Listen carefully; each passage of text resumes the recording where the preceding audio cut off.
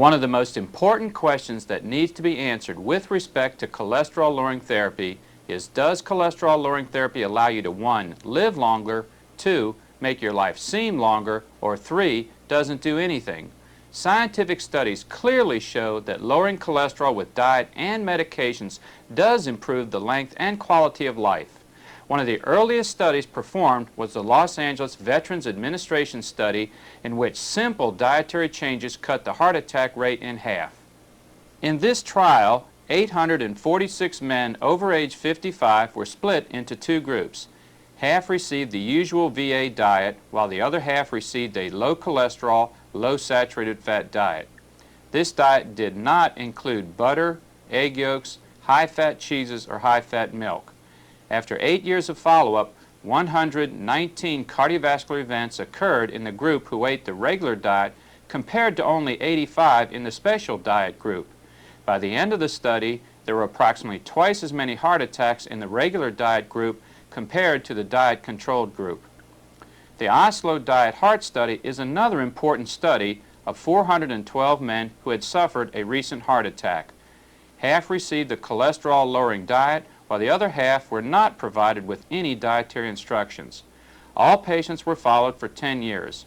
As a result of diet, the average cholesterol level fell 40 points in the diet group. This 40-point drop persisted throughout the duration of the trial. At the end of 11 years, you can see that 32% of the patients who did not change their diet died, compared to only 16% of the patients who were on the cholesterol-lowering diet. These studies prove that a cholesterol-lowering diet will reduce the risk of dying from a heart attack and improve lifespan. The next important dietary study is the Oslo Diet Heart Study in normal men, that is, men without a history of heart disease. Half of the 1,200 healthy men were put on cholesterol-reducing diets, while the other half ate their normal diet. After several years, dietary patterns in the diet-controlled patients were distinctly different from the other group. Fat comprised 44% of the calories in the regular group, while it made up only 28% of the calories in the diet group. Daily cholesterol consumption in the regular group averaged 527 milligrams per day, compared to only 287 milligrams in the control group. This reduction in cholesterol is equivalent to about 1 egg yolk per day. The percent of sugar calories was virtually the same for both groups. After 5 years, sudden deaths, fatal heart attacks, non-fatal heart attacks, fatal strokes, non-fatal strokes, and all other cardiovascular events totaled 42 in the group that did not change their diet, compared to only 23 on the low cholesterol diet. When you look at all causes of death, you see that 24 deaths occurred in the group that did not change their diet, while only 16 deaths occurred in the group that did. 4 other confirmatory studies also showed that simple dietary changes can dramatically cut the risk of heart attack. It means using margarine instead of butter, egg beaters instead of regular eggs, skim milk instead of whole or low-fat milk, and using only non-fat cheeses. The next question is, when should medications be used to treat high cholesterol? In the last 30 years, numerous clinical studies have proven cholesterol-lowering medications also lower the risk of having a heart attack. One of the earliest studies was the famous coronary drug project. 1,100 men who had recent heart attacks were placed on 3 grams of niacin per day. They compared these men to 2,500 men who also had recent heart attacks but were given a placebo. A placebo is a pill that looks like a medication, but it's not. The reason that placebos are given in clinical trials is to ensure the trials are conducted honestly and that the physicians who perform these studies report results the way they actually occur and not necessarily the way they or the pharmaceutical companies want them to occur. Patients in the coronary drug project were followed for 7 years. As a result of niacin therapy, the average cholesterol level dropped 20 to 25 points compared to those who received a placebo. In addition, there is a 21% reduction in the heart attack rate. In this study, 500 patients who had a recent heart attack were split into 2 groups. Half received the medication clofibrate, while the other half received a placebo. Clofibrate caused the average cholesterol in patients to drop about 20 points compared to the group who received the placebo. After 5 years, 37 non-fatal heart attacks occurred in the placebo group compared to only 27 in the patients who received the medication. Furthermore, 48 deaths from cardiac events occurred in the group who received the placebo compared to only 27 in the group who received clofibrate. Similar results were found in the later conducted Scottish study of 700 patients. These studies demonstrate that lowering cholesterol not only lowers the risk of having a heart attack, but also lowers the risk of death. For further scientific evidence, research doctors took a different approach, which was to combine medications. The Stockholm Heart Study took 565 patients with a recent heart attack and gave half of them niacin and clofibrate. The other half received the placebo. All patients were followed for 5 years. As a result of combining niacin and clofibrate, the average cholesterol level dropped 20 points. After 5 years, 40 heart attacks occurred in the group given placebo compared to only 25 in the group who received medications.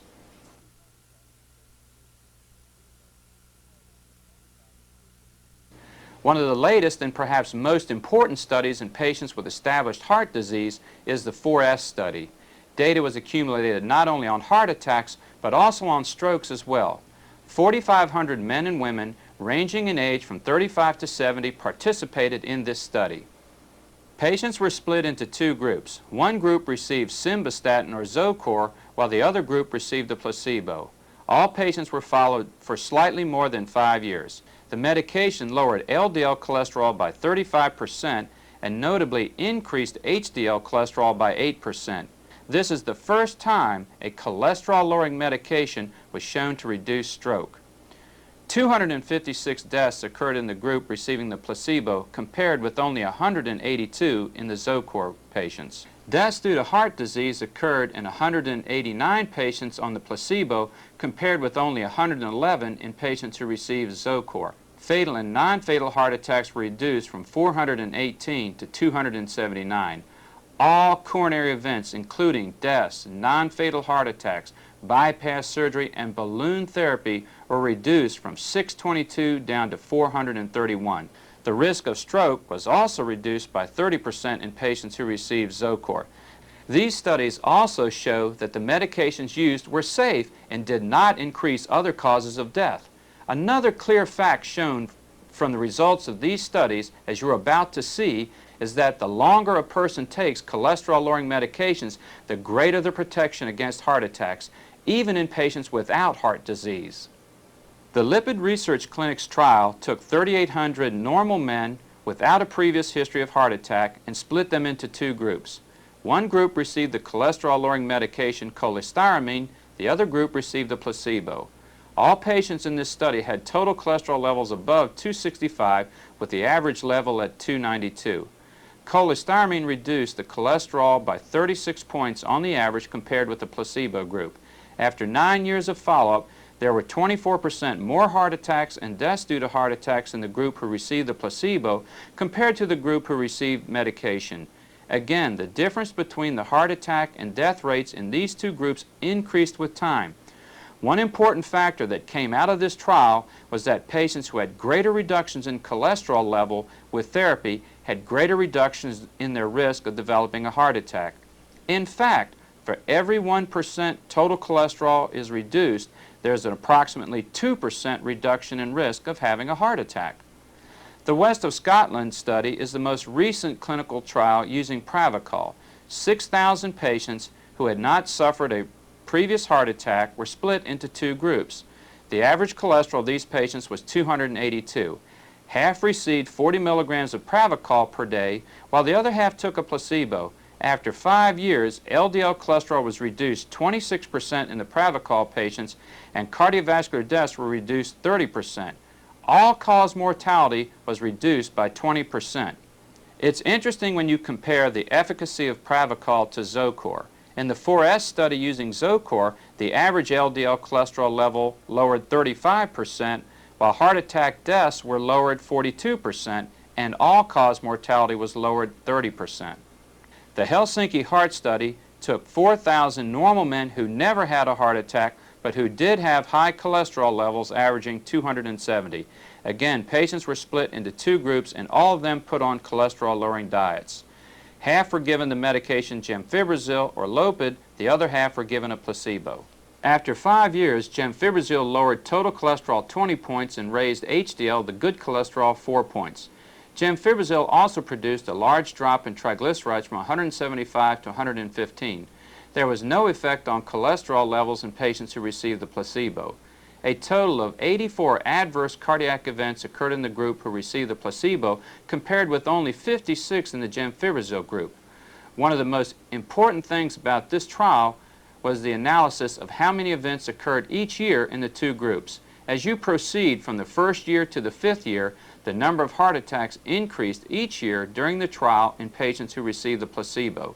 In the gemfibrozil group, however, the number of heart attacks decreased steadily throughout the 5-year period. In the last year of the trial, there were 3 times as many heart attacks in patients who received placebo compared to the group on medication. This is very important, as once again it's shown the longer you take a cholesterol-lowering medication, the greater the protection against heart attacks. Taking a cholesterol-lowering medication for 6 months and stopping it will not substantially reduce your risk of heart attack. Heart attack rates were virtually the same in the two groups during the first 2 years of treatment. These medications work by preventing the buildup of cholesterol, a process which takes several years to accomplish. Currently, there are 2 recommendations for cholesterol-lowering therapy in normal patients, that is, those who have not had any form of cardiovascular disease such as heart attacks or strokes. First, treat all individuals who have LDL levels above 190. Second, treat all individuals who have LDL levels between 160 and 190 if 2 or more risk factors for cardiovascular diseases are present. Typical examples of risk factors are high blood pressure, low HDL cholesterol levels, diabetes, being of male sex, any form of tobacco use, being physically inactive, overweight, or being a woman who has gone through the change in life. The recommended LDL level for normal individuals is 130 or less. In patients with established cardiovascular disease, however, many physicians feel it is prudent to treat virtually all patients with cholesterol-lowering medications, no matter what their cholesterol levels may be. There is strong scientific data for this rationale. Here is the age-adjusted death rate over a 10-year period based on cholesterol levels in patients with and without previous heart disease. The death rate in the asymptomatic patients, that is, no evidence of disease, is shown on the left. As you compare these two groups, you can see that for the same cholesterol levels, patients with established cardiovascular disease have a much higher death rate. For example, in individuals who have total cholesterols over 240, the age-adjusted death rate is 9 to 10 times higher than asymptomatic patients with the same cholesterol levels. If you look at lower cholesterol levels between 200 and 240, the death rate is 18 times higher in patients with established cardiovascular disease than in those who are asymptomatic. When you look at LDL levels stratified by less than 130, then 130 to 160, and then greater than 160, you see the same phenomenon. Patients with established heart disease have a much higher death rate from heart attacks compared with patients who have no history of heart disease but who have the same LDL cholesterol levels. When you look at HDL cholesterol levels, you see a similar phenomenon. In patients with HDL levels less than 35 with established heart disease, there is a 12-fold increase in risk of dying compared to the same HDL levels in those without established heart disease. When the HDL level is between 35 and 45, there is also a marked increase in risk of death compared with normal patients. In essence, once a person has established cardiovascular disease, something must change in that individual or the disease will progress relentlessly. Lowering cholesterol with medications, even in patients with apparently low cholesterol numbers, is beneficial. At every cholesterol level, as we have just seen, patients with established heart disease have a much higher mortality rate from a heart attack than a similar age person without a history of heart disease. To put this together, we basically have 2 criteria for cholesterol-lowering therapy.